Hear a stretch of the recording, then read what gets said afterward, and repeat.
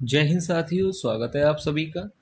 तो साथियों, वीडियो में आगे बढ़ने से पहले जो भी विद्यार्थी पहली बार क्लास ले रहे हैं वो चैनल को सब्सक्राइब जरूर कर लें, क्योंकि इसी तरह के प्रश्न चैनल पर डेली कराए जाते हैं। तो आज की क्लास को शुरू करते हैं और देखते हैं पहला प्रश्न। तो देखिए, आज का पहला प्रश्न है, हिंदी की उत्पत्ति किस भाषा से हुई? ऑप्शंस दिए गए हैं, लौकिक संस्कृत, वैदिक संस्कृत, सौरसेनी अपभ्रंश या मगधी। तो देखिए, इस प्रश्न का सही उत्तर हो जाएगा ऑप्शन सी, सौरसेनी अपभ्रंश। ठीक है, याद रखिएगा, ऑप्शन सी यहाँ पर राइट आंसर होगा। हिंदी की कितनी उपभाषाएं हैं? देखिए, हिंदी की कितनी उपभाषाएं हैं? ऑप्शन दिए गए हैं, 2, 3, 4 या 5। तो देखिए, हिंदी की कितनी उपभाषाएं हैं? ऑप्शन डी सही हो जाएगा, 5। आपको पता होना चाहिए हिंदी की कितनी उपभाषाएं हैं, 5। हिंदी की कितनी बोलियां हैं? ऑप्शंस दिए गए हैं, 15, 18, 17 या 22। तो देखिए, हिंदी की कितनी बोलियां हैं? तो राइट आंसर हो जाएगा ऑप्शन बी, 18। ठीक है, याद रखिएगा कितनी बोलियां हैं, 18। हिंदी भाषा की लिपि क्या है? ऑप्शंस दिए गए हैं, जननागरी लिपि, गुरुमुखी लिपि, ब्राह्मी लिपि या देवनागरी लिपि। अगर ये प्रश्न आपसे परीक्षा में पूछा जाए तो राइट आंसर आपको लगाना है ऑप्शन डी, देवनागरी लिपि। याद रखिएगा, हिंदी भाषा की लिपि क्या है? देवनागरी लिपि। ये प्रश्न आपसे परीक्षा में पूछा जा सकता है। किस अनुच्छेद के तहत हिंदी राजभाषा होगी? ऑप्शंस दिए गए हैं, अनुच्छेद 347 या 344, 343 या 342। तो देखिए, यह प्रश्न आपसे परीक्षा में पूछा जाए तो इस प्रश्न का सही उत्तर आपको लगाना है ऑप्शन सी, अनुच्छेद 343 के तहत हिंदी राजभाषा होगी। तो यहाँ पर ऑप्शन सी राइट आंसर होगा। हिंदी को राजभाषा का दर्जा कब दिया गया? ऑप्शन दिए गए हैं, 14 सितंबर 1950 या 14 सितंबर 1949, 1948 या 14 सितंबर 1947।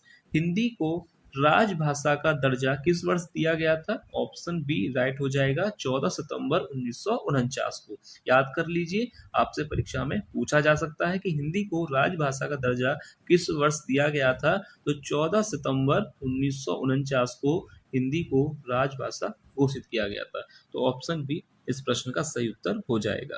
अब इसके बाद देखिए, अगला प्रश्न देखते हैं। हिंदी के प्रथम कवि माने जाते हैं, हिंदी के प्रथम कवि माने जाते हैं सारंगधर, पुष्पदंत, हेमचंद्र या सरहपा। तो ऑप्शन डी इस प्रश्न का सही उत्तर हो जाएगा, सरहपा को हिंदी का प्रथम कवि माना जाता है। हिंदी शब्द किसका दिया हुआ है? ऑप्शंस दिए गए हैं, ईरानियों का, तुर्कों का, यूनानियों का या आर्यों का। तो हिंदी शब्द किसका दिया हुआ है अगर आपसे पूछा जाए? ऑप्शन ए, ईरानियों का। पहला ही ऑप्शन यहाँ पर राइट आंसर हो जाएगा। विश्व हिंदी दिवस कब मनाया जाता है? ऑप्शंस दिए गए हैं, 14 अक्टूबर या 14 नवंबर, 14 सितंबर या 10 जनवरी। तो देखिए, विश्व हिंदी दिवस कब मनाया जाता है? तो इस प्रश्न का सही उत्तर क्या होगा? ऑप्शन डी, 10 जनवरी को। ठीक है, याद रखिएगा, 10 जनवरी को विश्व हिंदी दिवस मनाया जाता है। और हिंदी दिवस कब मनाया जाता है? 14 सितंबर को। ठीक है, याद रखिएगा, विश्व हिंदी दिवस 10 जनवरी को मनाया जाता है और सिर्फ हिंदी दिवस कब मनाया जाता है? 14 सितंबर को। तो दोनों ही आप प्रश्न अच्छी तरह से याद रखिएगा। रिक्शा किस भाषा का शब्द है? आपसे परीक्षा में पूछा जा सकता है कि रिक्शा किस भाषा का शब्द है? जर्मनी, रूसी, चीनी या जापानी। तो आपको सही आंसर लगाना है जापानी। याद रखिएगा, रिक्शा किस भाषा का शब्द है? जापानी। हिंदी की प्रथम वैज्ञानिक कहानी है सरयू पार की यात्रा, बूढ़ी काकी, एक घूंट या चंद्रलोक की यात्रा। तो इस प्रश्न का सही उत्तर क्या होगा? हिंदी की प्रथम वैज्ञानिक कहानी कौन सी है? चंद्रलोक की यात्रा। ऑप्शन डी इस प्रश्न का सही उत्तर हो जाएगा।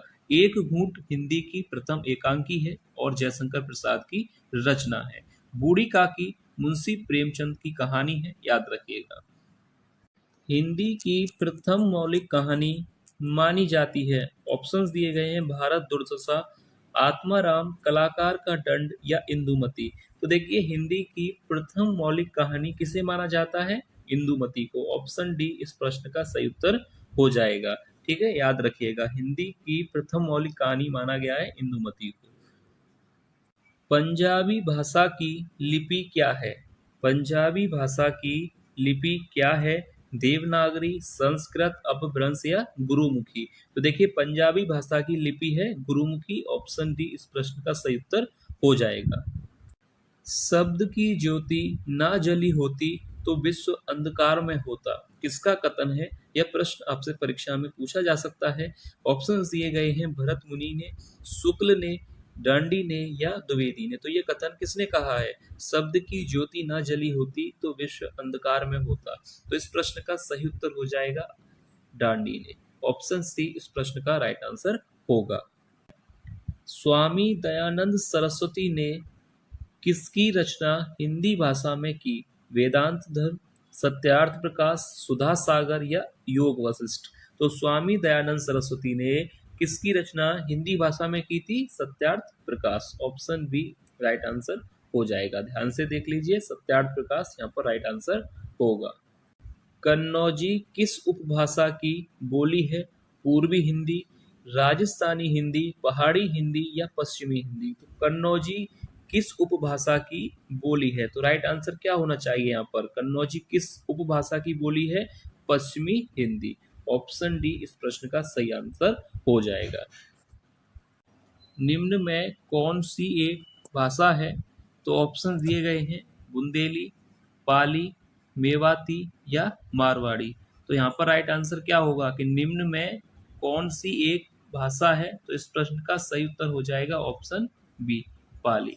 ठीक है, ऑप्शन बी यहाँ पर राइट आंसर होगा। कौन सी एक भाषा आपसे पूछा गया था, तो पाली यहाँ पर राइट आंसर हो जाएगा। अरबी भाषा का कौन सा शब्द है? ऑप्शंस दिए गए हैं गवाह, दीदार, नमाज या गुनहा?